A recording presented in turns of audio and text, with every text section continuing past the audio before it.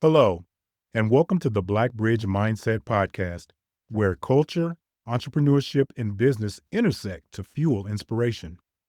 This podcast celebrates the power of diverse voices shaping the future of business. So, whether you're building a business, breaking barriers, or just looking for some serious inspiration, you're in the right place. The Blackbridge Mindset, where culture and entrepreneurship collide. It's been a long day. Tired. My wig is busted, but I am here trying to look like Ken and CJ. Beautiful, black, kings. That's all I got. I am pulling it out of all. Yeah, you are. Just there right now. What? Say, yeah, you are. Yeah, I am because I don't know. It's been a week. There's been a lot going on. There's been a lot of. I still have family drama, which was just pulled up yesterday. My sister called me. Actually, that was this morning. That's how long of a day it's been. My sister called me. Had a little bit of family drama with the lady. But yeah, outside of that, everything has been good, keeping busy. Going to Madrid with Ken next week, so starting to prepare for that. So I'm really excited for that. So yeah, that's life. And the three of us were just together in Atlanta over the weekend. So so that was fun. We should have taken some pictures to put online and stuff, but we didn't. We were in the moment. No, we did. And we have some PG ones. We did. They're all PG. I don't think they're any, They're all, that sounds a little scary and sketchy, but it's not what it sounds like, people. not at all. No, I mean, when I say PG, I mean with no alcohol in hand. Oh, okay. We'll go with that. Yeah, but you two good? good. Yeah. Good. Looking For the most forward part. to the trip to Madrid next week. Not looking forward to the airport experience, but otherwise, once we get through that, I don't envy either one of you after going through what I went through on Sunday trying to get out of Atlanta. I saw a Yeah. video that Noel sent me today. Your airport is like Houston's was and probably still is, where people are outside and down the block. yeah, my only saving grace, I hope, is the fact that my flight isn't until 10 p.m. So I'm hoping that by that point, all that madness be will all be. right. Are you leaving from an international terminal? Yeah, from the international I terminal. think you'll be fine because there was a guy who sat next to me and he did what Jared said that we should do. He went to the international terminal and he said that he was only in there for like 30 minutes and then he took the train over to the main terminal. Main terminal. So you should be all right. We're going to get started because we have a guest on today that I'm really excited to talk to because we all know him personally, but we haven't seen him in like a decade almost, maybe longer. I don't know when he moved, but we'll just get right into it. I'm really excited today about today's guest. Our guest today is a marketing strategist, brand builder, and founder of Bay and Bicknell, a boutique consultancy based out of Santa Monica, California. With over 15 years of experience and more than 100 brand partnerships under his belt, he has built a reputation helping organizations in higher education, nonprofits, cultural institutions, and hospitality, not just to get noticed, but actually connect with people that they're trying to reach. His philosophy: don't just market to people, move them. That idea is the heart of everything he does, and honestly, is exactly the kind of thinking I think every entrepreneur needs to hear. Please welcome to the show, Kevin Tyler. Thank you so much for having me. Yeah, thank you for being here with us. How have you been? How's Santa Monica? How's the weather there? The weather here right now is quite nice. It feels like summer. It has felt like summer fairly early this year, so we're all concerned about what August is going to feel like, but we'll get to August. It's beautiful right now, though. Yeah, just make us jealous. Lead right in with that. Kevin, just how close are you to the beach? So we live a 4-minute walk on foot from our front door to the sand. So it's very, very, very close. What is Bay and Bicknell? Yeah, sure. So Bay and Bicknell is a marketing and branding consultancy I opened officially last month. Bay and Bicknell are the two streets I live between currently, and obviously is the founding location of my company, but it's also the 2-block stretch of beach that Black people were only allowed to use in the early 1900s. And so it's referred to as the Inkwell. There's an Inkwell on the West Coast and there's an Inkwell on the East Coast in Martha's Vineyard. Our Inkwell on the West Coast is right behind our house. When we moved here, the week we moved here, my husband and I were walking down the beach and there's this plaque that talks about the importance of the Inkwell in that space And that's where all the domestics, people who cleaned houses, that was the only part of the beach that folks who look like us were allowed to use. And so it's really a testament to my own lineage and history and this new life that we've created in Santa Monica. Okay, you just educated me because I never, I guess, knew exactly what that term meant, Inkwell. Yeah, it was originally cast as a derogatory term, but like most things that are given to us, we kind of redefined it. And it's really important to me to have, it has become, especially recently, more important to me to have a much thicker connection to my roots, my Blackness, my gayness, all the things that make me who I am. And, when you're naming a company, it's not an easy task, right? You think of a list of 50 and then you Google them and there's another 20 that already have selected that. And so I moved into a more geographical direction, and Bay and Bicknell, it's repetitive sound. It's one syllable, two syllable. It's easy to remember, and it has a meaning that resonates with me. So I want that. Right. And knowing the history of your brick and mortar, your location, how is that affecting, or how has that influenced what you provide for your general public, what you do for your business? Yeah, so I think that I was going to say new currency in marketing and branding, but it's not exactly new. It just feels like it's been reinvigorated, is the value of storytelling. And if we are not telling stories for our own brands, how do we expect to tell stories for others? And understanding what those connection points are between what you're trying to do and how people behave, which is what marketing is. It's like understanding what people need, how they operate, and then getting to where they are before they know that you're marketing to them. All of that is ensconced inside how I present myself and my business, right? And I have always been of the belief that the services we provide for our customers are the services we should probably prioritize for ourselves as well. And so if we're not doing a good job of storytelling for my company, then why would someone hire me to do storytelling for them? Can you give us a brief background of how you came up with the idea for your business, and when did you have that aha moment that you could turn what you do into an actual business? So I have had tons and tons of jobs, all in every industry, sector. I've just had a lot of jobs, and working is something I really enjoy doing.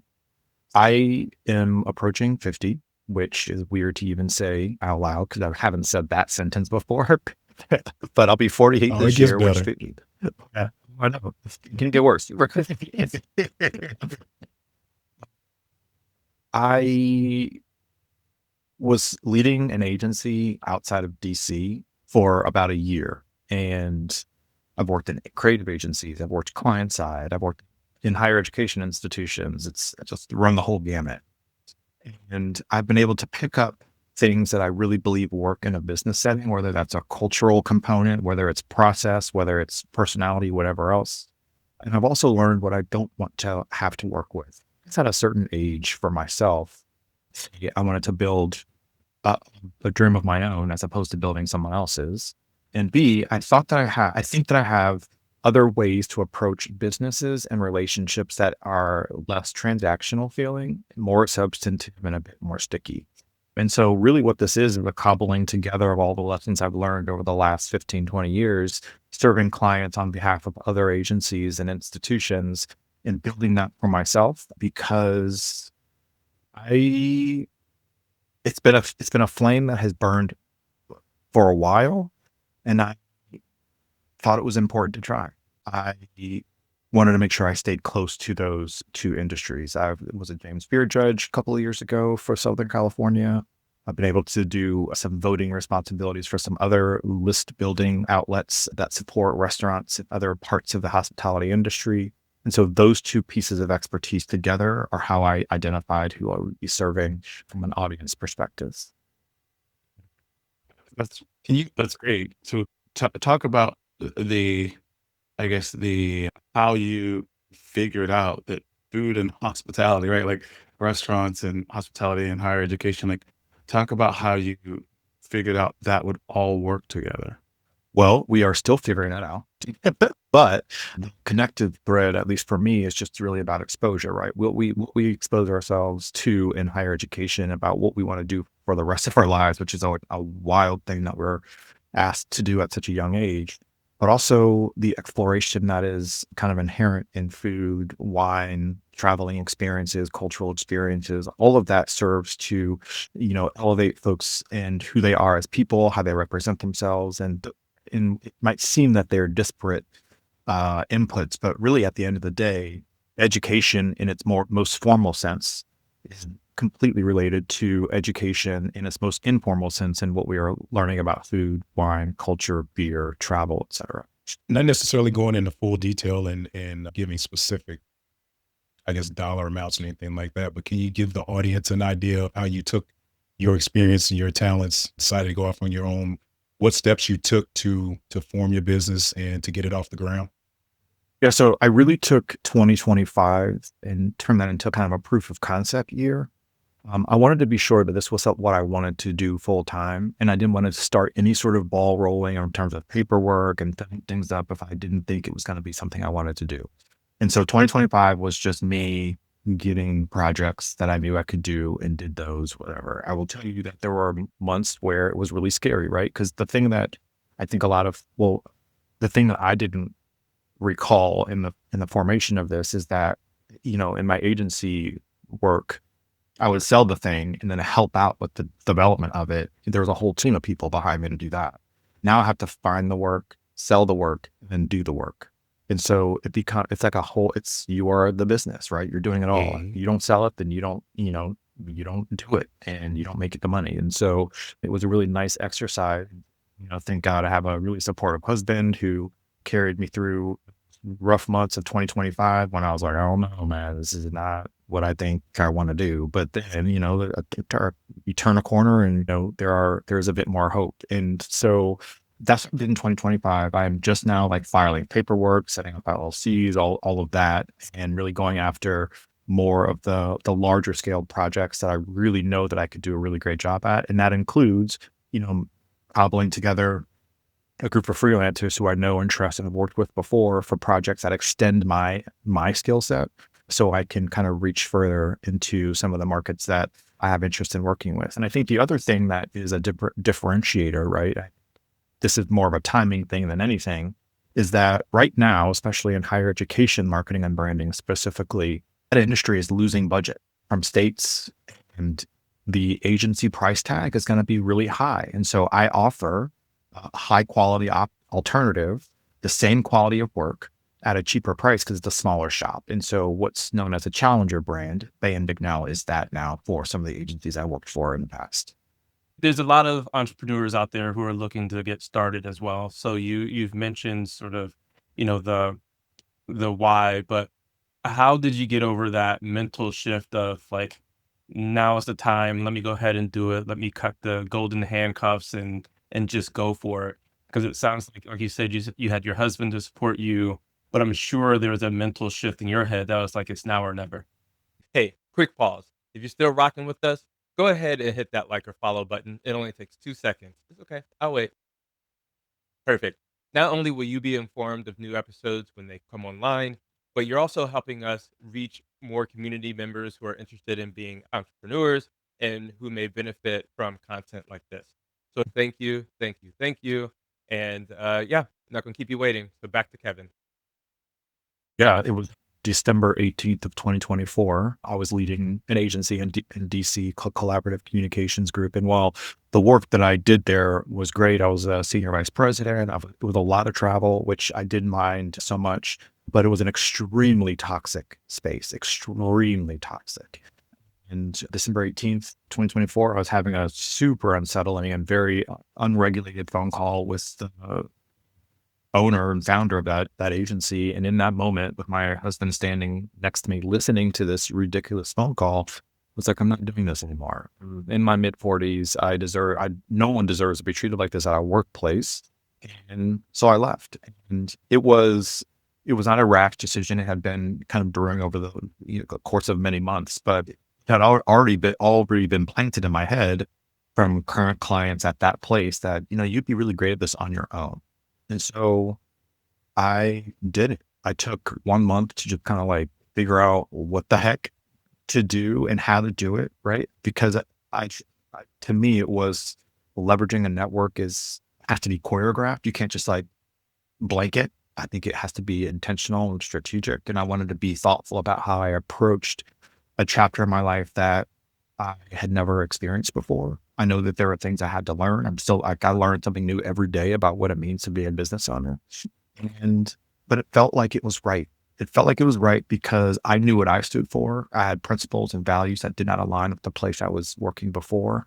In what better way to live up to the standard that I've set to myself than to work for myself? And so that's how I got to where I am now. Love that. And were you fractional at your other companies, or did you just, It was okay. all the time. And okay. I'm one of those people who literally learned what fractional was maybe 3 or 4 years ago. So 2-part question. So for people who don't know what fractional is, if you can explain what that is. And then, fractional marketing is sort of a growing space. Well, what does that actually look like day to day when you're embedded with a client?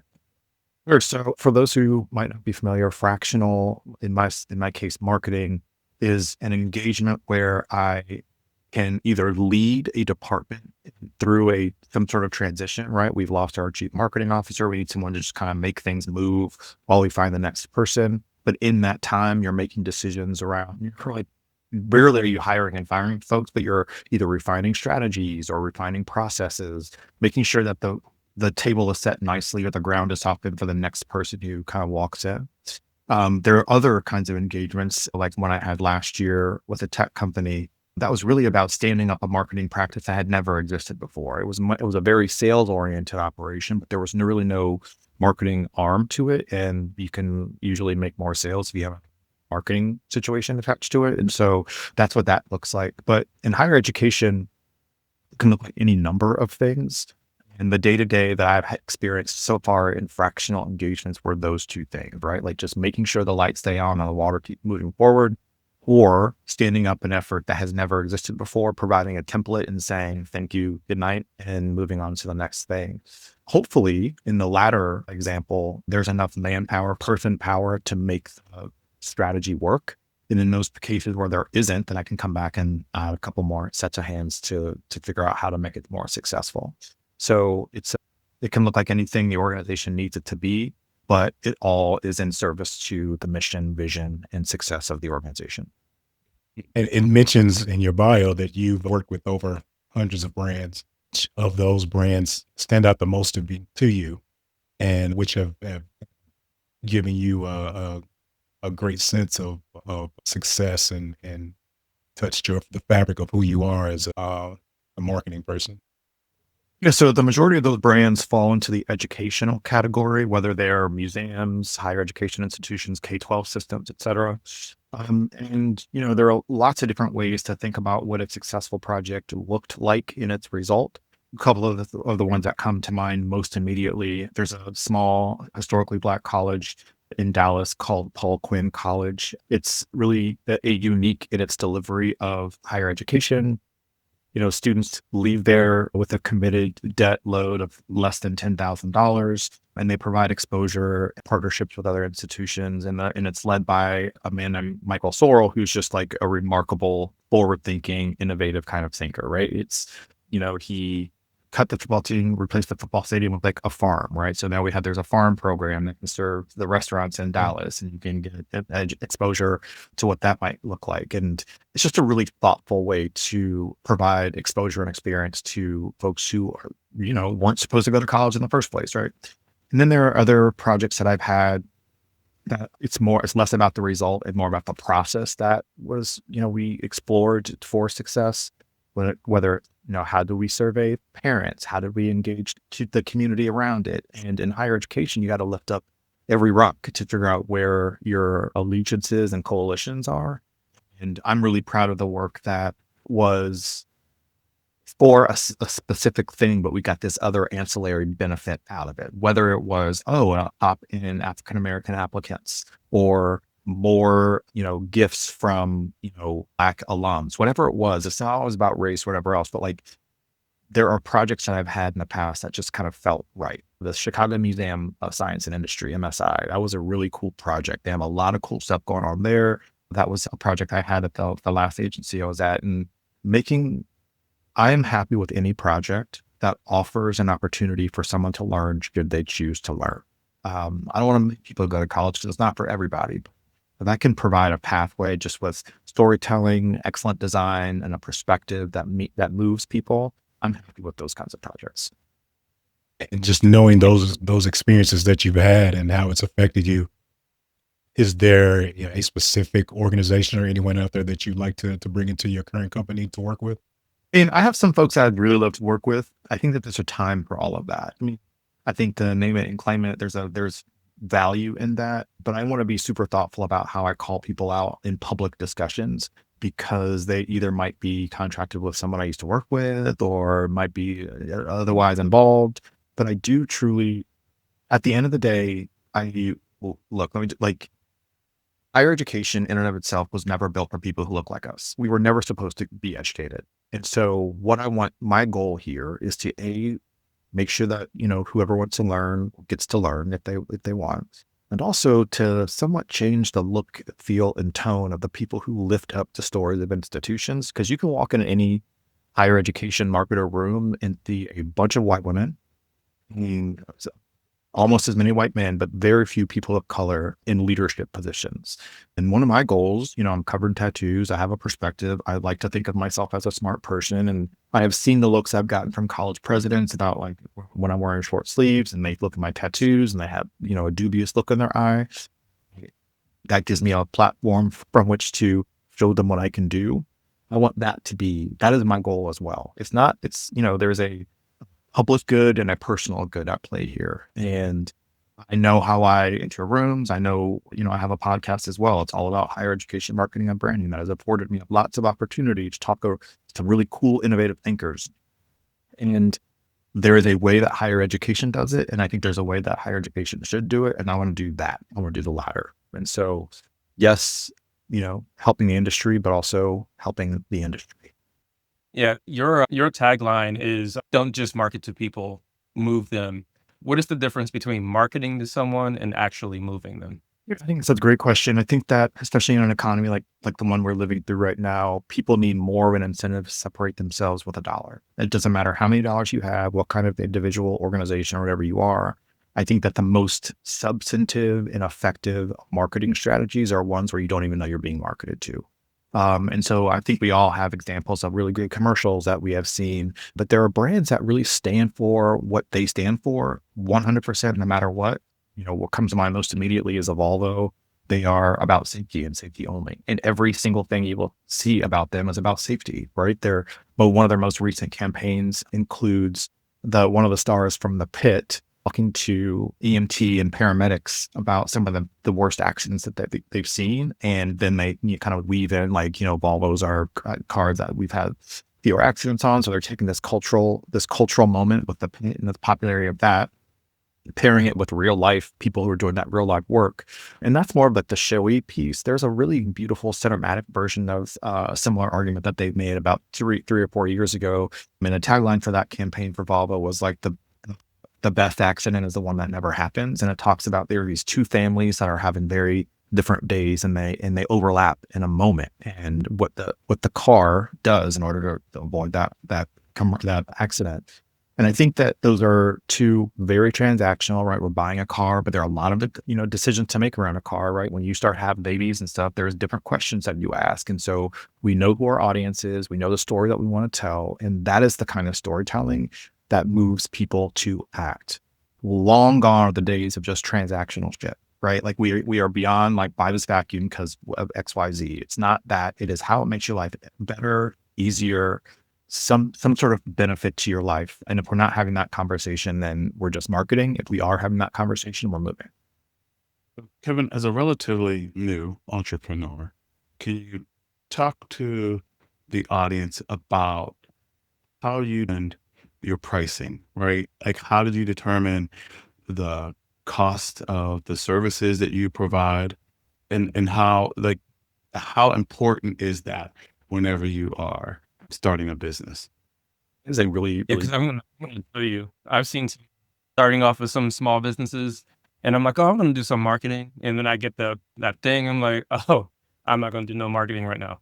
Yeah, I mean, marketing is a funny thing. It's one of those things that people sometimes know that they need to do, but it becomes too expensive, or it's a thing that they cut first and still have a search for sales happening. But in terms of pricing, it's very hard to choreograph, right? Coming out the gate last year in February, I had like friends and family rates, right? And then we had friends and family rates for about 6 or 7 months. And then as more clients came on who are not friends and family, but attached to friends and family, there was a slight increase. And now at the time where it's full, your people are paying full freight, right? And it's an hourly rate. There's a rate for hourly projects, and then there's an hourly rate for retainer projects, which are two different things. And, the people who were in friends and family who had 7-month contracts, you had to like deal with those. And they were, that's what got me off, on my feet. So they're very valuable folks. But then the people who are willing to pay a bit more, and you have to balance like, okay, this person who's new to the network of clientele is now paying full freight. I still have a friends and family. They get the same amount of attention. And so you got to balance all that effort. But I think pricing is a very strategic activity. It's a balance between not underselling yourself, but also making sure people understand the worth of the work. And I think part of that is understanding what their goals are, what their interpretation of your work is, and how they perceive it. Because someone who says something like, I want to go viral, is going to pay more out the gate than someone who's just like, I need a marketing strategy that's this, and that. Because going viral takes a long time. It's lightning striking, right? And I don't think anyone can guarantee something going viral. So you're going to out the gate pay more than that. But if it's thoughtful, if there's already work done ahead of time that will inform the marketing work that I will be doing, all that comes into play when it comes to pricing. But I learned real quick that not to undersell yourself. And you just touched on something I was going to ask about. So how do you build a brand on a tight budget when you can't afford an agency or full-time marketing hire, and get prepared and do all the things ahead of time? So when I do have the budget and come to you, you have an understanding of what I need and what I'm looking for. Well, you learn it yourself. I am now a graphic designer. I'm now a photographer. I now edit videos. Like, I learned to do the things that I wanted to offer, and that was out of necessity. I don't want to keep doing all the things that we offer because it's, I'd rather build, an ecosystem of folks that I can lean into. But when it's just you, it's just you. And so I've been quite diligent and, getting into Adobe Illustrator, which, I've been around it because I worked in agencies, but I've never really been in it. I've had some really good friends who are designers who've been really helpful when think about this and that. It is the quintessential, the president does everything, right? Clean, empties the trash, does the design, does the flyers, does the social media, all that. And I think it's the best way to learn because it gives you a different perspective for feedback and giving it. It gives you a different respect for all of the things that happen in the businesses where I was a part of that I was like, oh, that's kind of a cool thing. I wonder if I could do that. And learning quite quickly that either I could or I couldn't. It's just a different use. Like there's this awareness that occurs when you have to do it all. And it keeps you busy, which I enjoy being busy. I enjoy working. I enjoy learning. I'm extremely curious. And so I think those are like some of the qualities that I lean into, right? If I want to be good at this, then I have to learn this, and that. I think it was important for me to understand going into this that I consider myself a creative person. I'm not a business person. And so the creative part is what keeps me in this seat and doing the stuff that I want to do. That I wouldn't say it comes naturally, but it's what I enjoy thinking about is the creative parts, the solution for clients. I know that I'm not a business person. And so the business part is the harder part to learn, right? Like all of the tax stuff and the accountants and the things that you just kind of, I didn't have to think about as an account person or a SVP that just kind of someone else took care of. And it is very important for any entrepreneur thinking about, doing this, that like whatever's driving you into it, whether you are a business person who needs to learn creative or the reverse, there will be a learning curve. And mine happens to be on the business side. You kind of touched on it a bit. You are in the business of marketing. Your experience and background is marketing, startup in your own realm. How do you market Bay and Bicknell and as a a young entrepreneur who's actually starting up a business, what sort of things should they look for and kind of focus on in getting their business out to the world? Great question. Was when I realized how much I really enjoy working in higher education, I wanted to know as much about it as possible.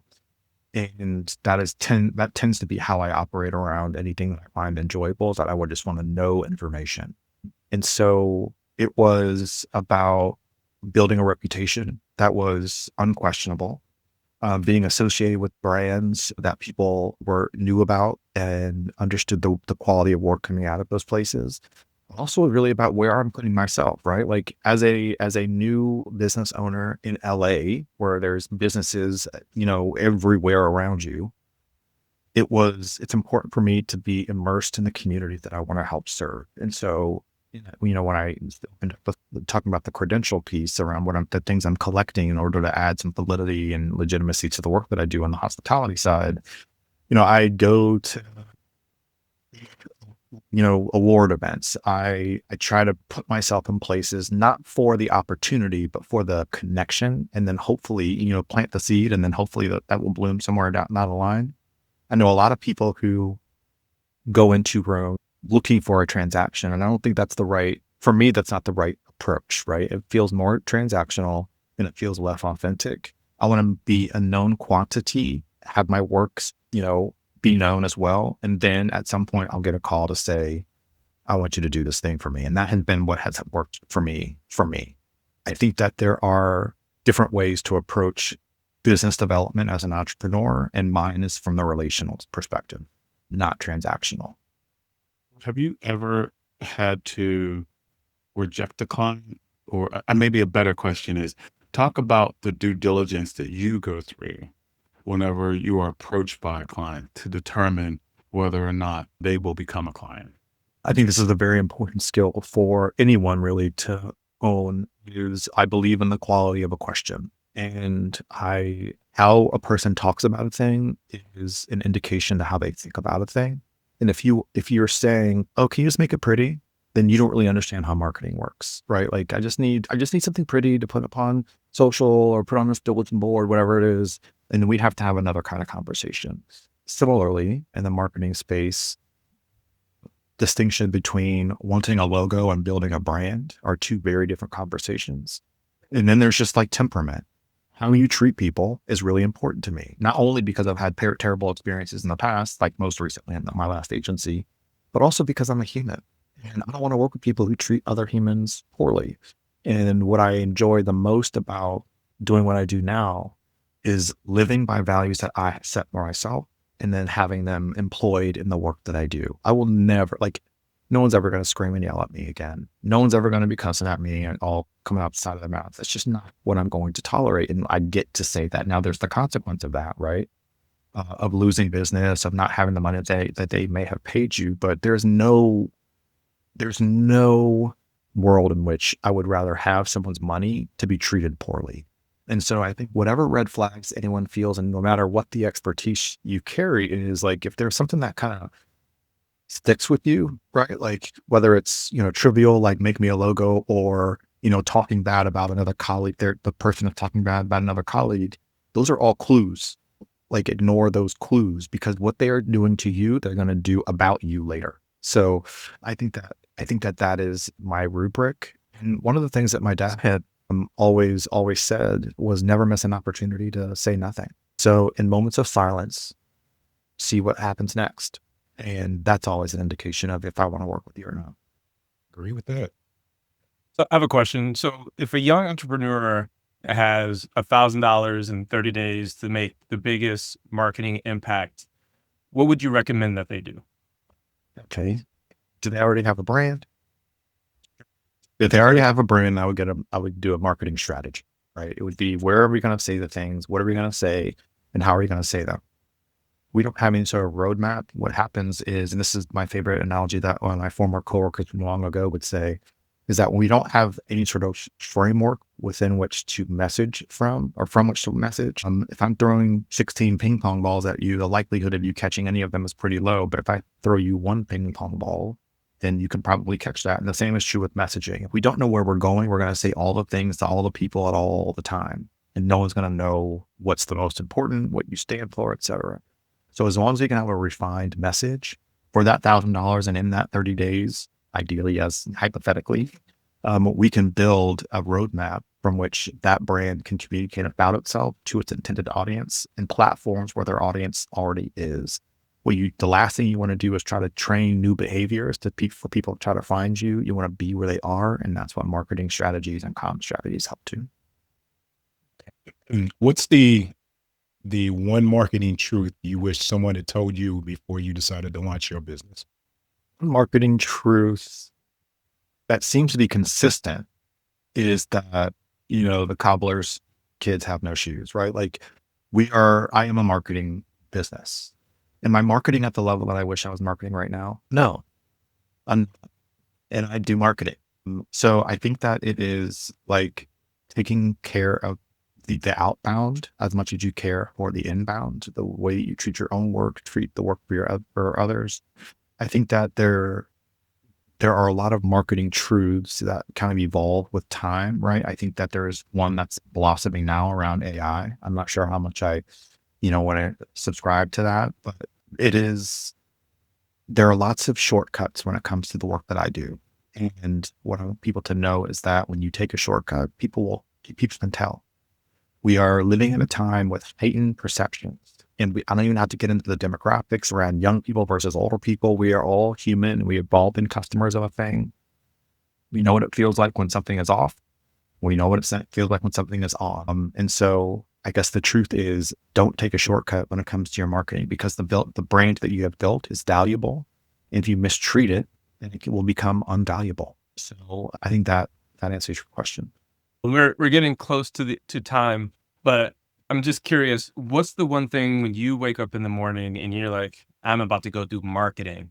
Like, what brings you joy about what you do when you wake up in the morning? The quality of my work depends on how open I am to creativity, right? Like I am a raw nerd when it comes to things that are beautiful. If I feel a certain way when I'm listening to a song, when I see a fashion show, when I read a book, my reading time is done in the morning. That all get, mashed together into some sort of solution down the line for somebody else. I have a notebook behind me that has, lines in books that I love.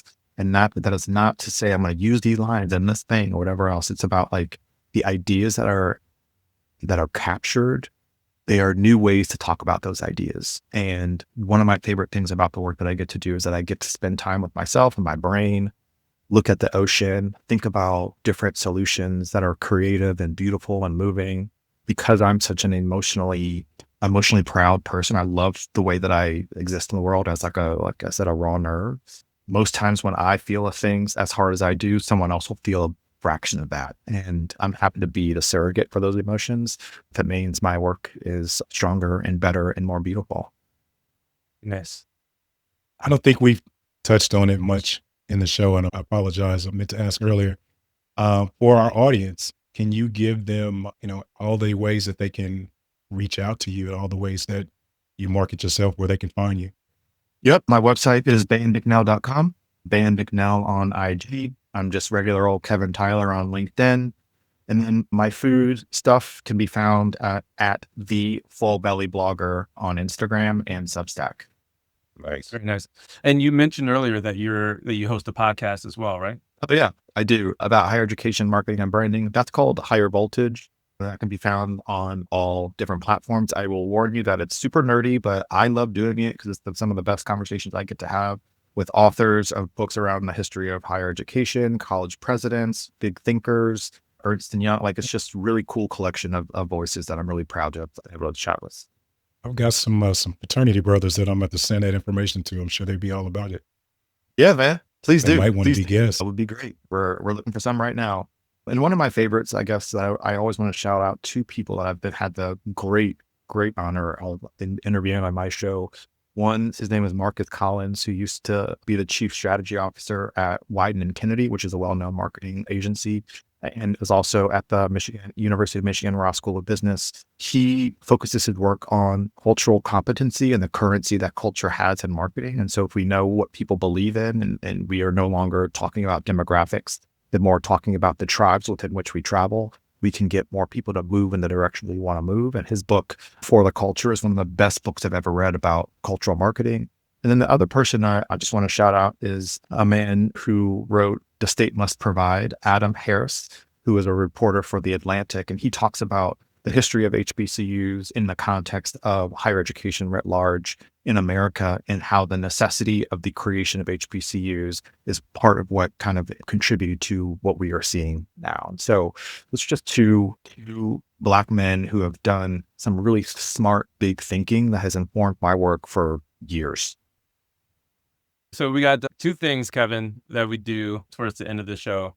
Well, first, before I do that, you mentioned food, and I love food. So what's your favorite dish? Oh man, this is like, that's what my favorite kid is. I would say, at the risk of sounding whatever, we were traveling. We were in a small city outside of Croatia, and there was a plate of food that was shaved arugula with some octopus and some roasted pistachios and some balsamic drizzle that I think about maybe once a week.